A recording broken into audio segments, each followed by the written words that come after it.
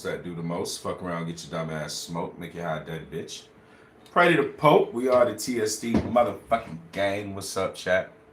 Um, I'm gonna tell y'all this is gonna be a little different, cause for a minute I've been waiting. I've been fucking waiting to have my TV ready, to have everything ready to go. And what's up, chat? Host that do the most. Fuck around, get your dumb ass smoked. But I've been waiting to have my shit together, have my shit ready for us, like my TV in the back, connected so I can work it. So the whole setup, sometimes when you moving stuff around, why I got the bleach bottle in the back, chat? But when you moving shit around and you setting shit up, like it can get difficult. You know what I'm saying? It can become a headache. So now that I finally got everything the way I want it, I've been wanting to do shows like this and like respond to stuff that's going on so we can watch it live. Everybody can like respond together and see what's on screen. I was just watching this Joe Budden shit talking about Atlanta, but what we really here for is there's a gentleman named, his name is Hassan Craig, and we're here to watch this interview, and I'm gonna interject and give my take on this interview with brother Hassan Craig. I think it's gonna be phenomenal. I got other interviews. We got the Rollo interview he just did a couple days ago with Matt Hoffa. I want to go over and have some discussions about, but I've been waiting to come on here and kind of like do how the visuals going so we can like straight up have this real discussion, and I can kind of talk about stuff in real time. So I know it looks a lot not nicer in this motherfucker. What up, QC? Shout out to my boy QC. Yeah, QC in the motherfucking building, big dog. But yeah, so let's so what this shit is about King Von dying. And a lot of people don't know what I'm about to show you. A lot of people have not heard the things that this person's about to say that I'm about to show you. So I'm gonna play this. I didn't want to play it all the way when I found it because it was just so profound that I was like, damn, I shouldn't have played like the whole thing. I should wait and watch it with the chat. But it's been a while since I've been live, and I just couldn't wait type shit. You know what I'm saying? I just couldn't wait to like get this, to like watch the whole thing. So I don't know if I watched it fully all the way through, but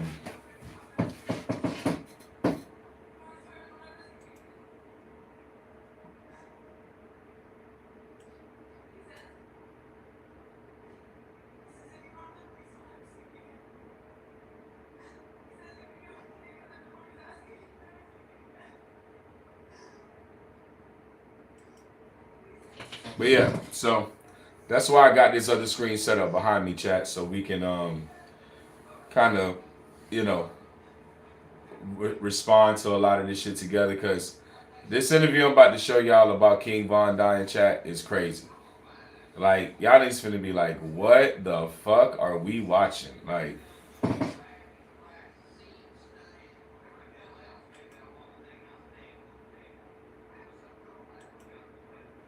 the guy who's telling you what's going on in this interview, his name is Hassan Craig.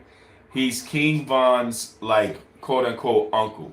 He's not King Von's blood uncle, but he grew up with King Von's father, so he has a very close affinity for King Von.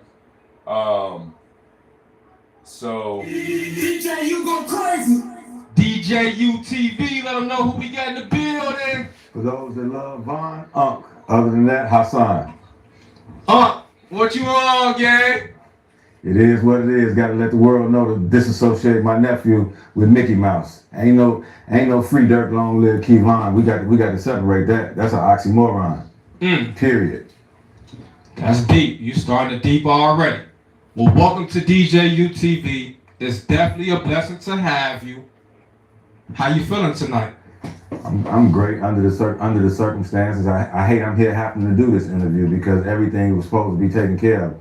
his exit was already written. It ain't nothing that I had to do with that. But as Muslims, you're supposed to rectify the situation. It's called blood money.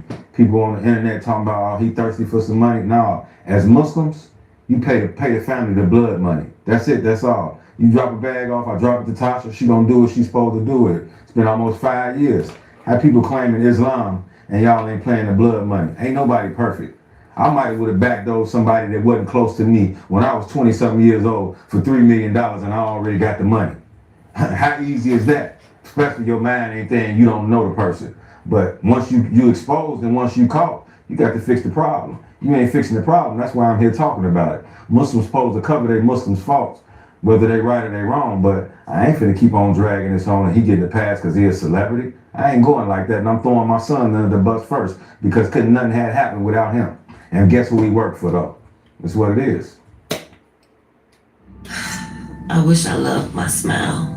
I wish I could get implants. I wish money wasn't so tight. I wish I could get. Man, we on fire already. Well, I heard the phone call between you and DJ Academics, and you know they included WAC 100. It took me a while to listen to the whole thing. Okay.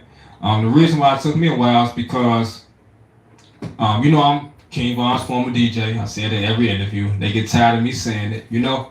But I feel like at this point in my life, it's important for me to say that because Von's career and his death led to my career. I'm just being honest. You know what I'm trying to say? So I do respect his name in that way. Okay? And DJ UTV has become a great platform for the city of Chicago. One of the biggest platforms on YouTube as far as this hip hop street genre, right? And so, in addition to that, now, Chad, this man is King Von uncle. He is mad as hell about what happened to King Von. When he just said, I'm throwing Vonnie under the bus too, Vonnie is his own son. His blood son came out his balls, right? So he gonna say a lot of things and tell you how King Von got set up, how he got killed, who paid who the money, how it went down. So this guy in the background that's talking, the interviewer, I might cut some of what he say because it don't get annoying. You really just want to hear this man talk. But y'all let me know when the interviewer get to talking too much, because he tried to, you know, insert himself into it personally. But yeah, when the interviewer get to talking too much, y'all let me know.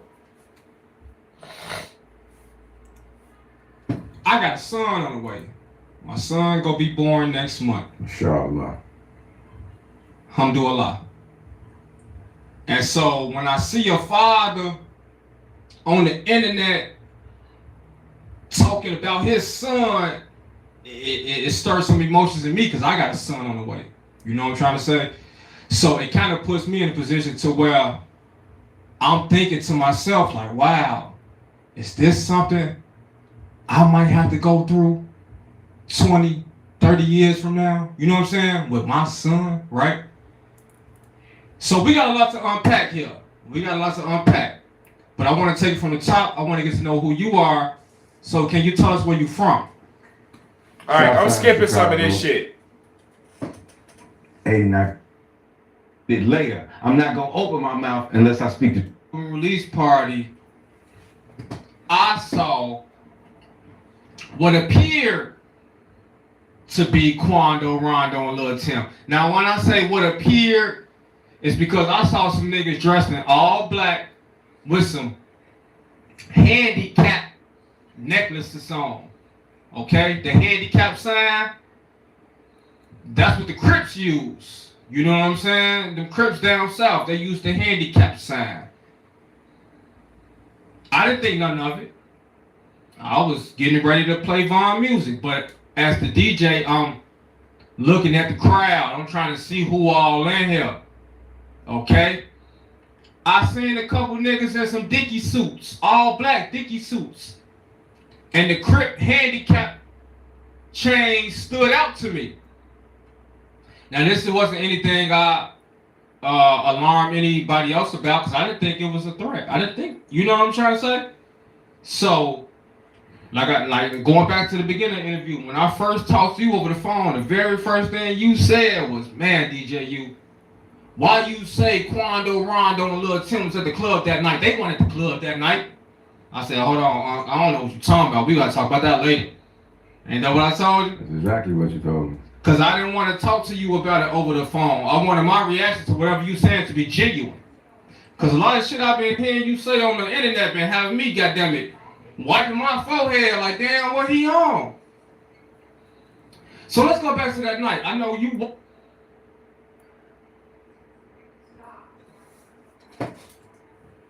What happened?